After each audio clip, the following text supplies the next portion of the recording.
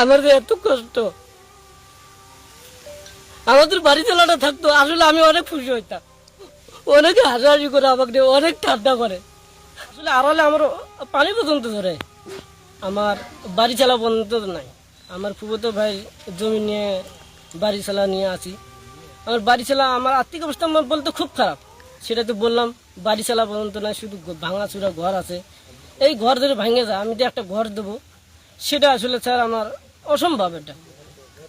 এটা আল্লাহ পাকের ইচ্ছায় আমি অনেক টেনশনে থাকি, এই জন্য এগুলা যন্ত্রপাতি আমি কিনছি।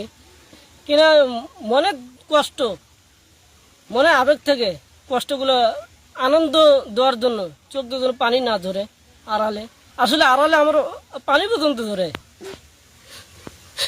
এই কারণে আমি ভিডিওগুলো বানাই।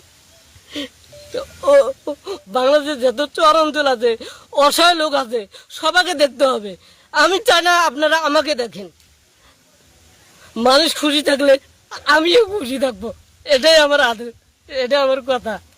আসলে আমি কথা গুছিয়ে বলতে পারি না, ছোটবেলার থেকে আমি এরকম।